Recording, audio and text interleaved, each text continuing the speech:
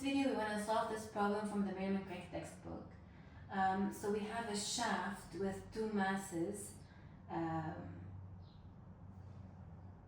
at a certain distance. We can call it maybe d from the shaft, and we also have the distances between the two masses and between the ends of the shaft. The shaft is rotating with a constant angular velocity omega. We want to determine the reaction forces at A and B due to the dynamic imbalance of the shaft. So not due to the weight of the shaft, but due to the dynamic imbalance of the two masses. So we're going to draw the free body diagram of the shaft, then apply the balance laws to determine the reaction forces at A and B. So if I draw the free body diagram of the shaft, I have the weights of the two masses. Their weights are identical because their masses are identical. So weight is minus mgEx, where the fixed base is indicated in the figure above. We also have reaction forces at A and at B.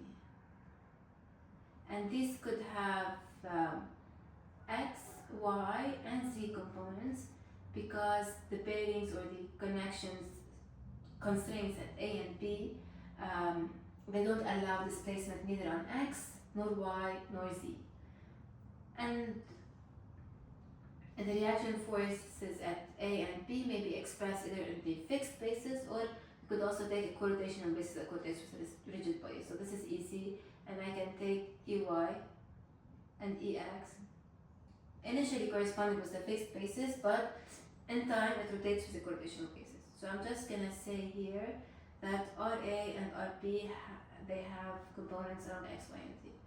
So maybe I'll call these forces AX and AB. Sorry, A and B like this. And they have components around X.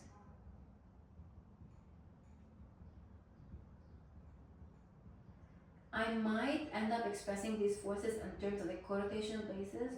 I'm not sure which is more convenient for me yet. I'll know more when I solve the problem. Okay. So these are the forces acting on the system. Let me apply the balance laws, the first of which is the balance of linear momentum. F is equal to the m times the acceleration of the center of mass of the system. Now, where is the center of mass of the system located? It is located on the axis of rotation, somewhere over here, C.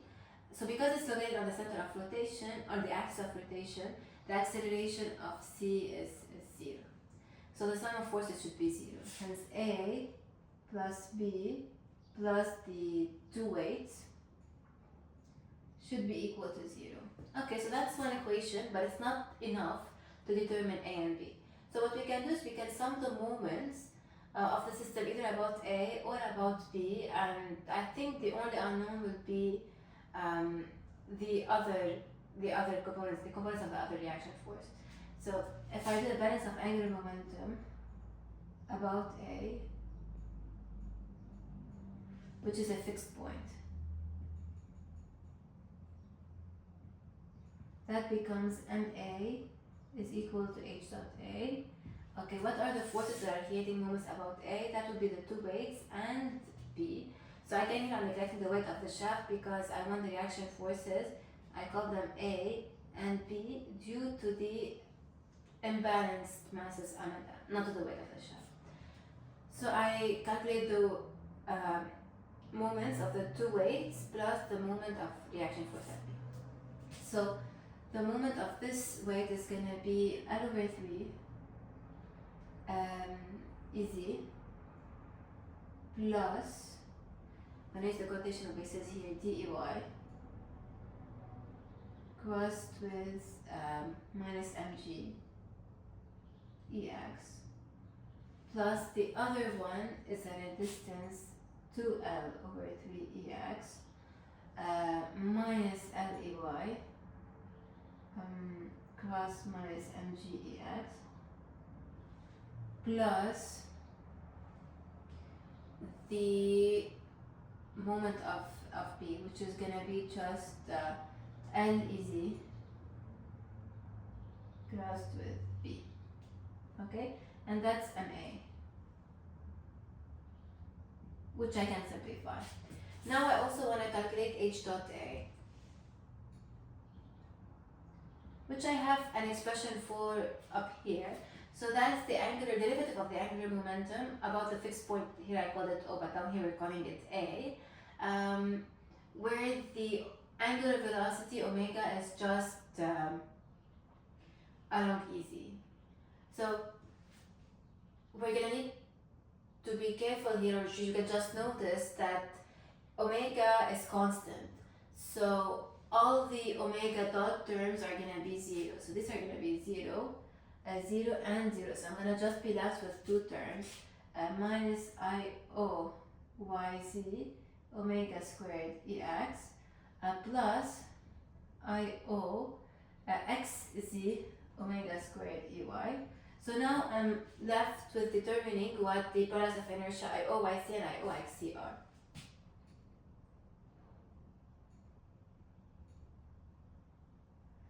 Now this shaft, which is rotating about EZ and concentrated about EZ, has no moment of inertia or product of inertia about EZ. For the two particles, I remember the equations for the moments of inertia. That would be, or the product of inertia, that would be minus the integral of y z dm and minus the integral over the body of x z dm. But here, because we're only considering two particles, it's going to be a discrete sum. And we're going to sum the distances x, y, and z are the components of the vector from A to the particle and then from A to the other particle. So here for the first particle, that's going to be y times z, it's going to be d L over 3 minus, and I'm going to use m. And for the second one, that's going to be minus, that's supposed to be d here. So minus d 2L over 3 times m. Well, for the xc component, that's going to be 0, because x is 0 for both particles. So I'm left with H dot A being just IOYZ, so minus, and there's already a minus, so I'm going to have a plus, d, and I have a third minus, so that's going to be minus d L over 3m omega squared EX. So that's my H dot A. So what I can do now is I can simplify this expression for the moment, equate it here, and I will find the components of P that I need. And then I can do the same thing, sum the moments about point B, and I'll find the components of the reaction force at A that I need. Or I can plug what I find for B in the balance of free momentum and get this. Regarding the Z components of P, which are going to cancel using this cross product, these I can find from the balance of free momentum. So MA here is equal, well, I have to calculate EZ cross EX and EY cross EX. If I want to express EZ and EY in terms of the fixed basis, I will notice that EZ is equal to, correlational EZ is equal to fixed EZ. Now correlational EY is minus sine theta EX plus cosine theta EY, where theta is the angle of rotation. So if you were considering an initial instant, then theta would be 0, but if I want to calculate the reaction forces in terms of theta, I will do this. So if I do EZ cross EX, that's going to be equal to EY. So that's equal to minus mg L over 3 big EY. And then small EY crossed with EX, that's going to be an EY cross EX, so minus cosine phi. Okay, and here we get a minus mg, same factors, so that's going to be a 2L over 3 EY plus d cosine theta easy. So these two terms cancel out. Okay, plus LEZ EZ cross B, B has x components. Okay, so that's BX. EZ cross EX is EY, so BX EY. BX EY. And then EZ cross EY is minus x minus BY EX. And these are gonna be equal to, so then we're gonna have here minus MGLEY plus BX EY minus BY EX. That's gonna be equal to this minus DL over 3M omega squared EX, which is cosine theta big EX plus sine theta big EY. So I can project along EX and EY and find expressions for BX and BY in terms of theta. So for example, projecting on BX, I'll get BY minus BY is equal to minus DL over 3 M omega squared cosine theta. Okay, I get rid of the negative side. And if I project along EY, I'll get minus MGL minus BY is equal to minus DL over 3 M omega squared sine theta.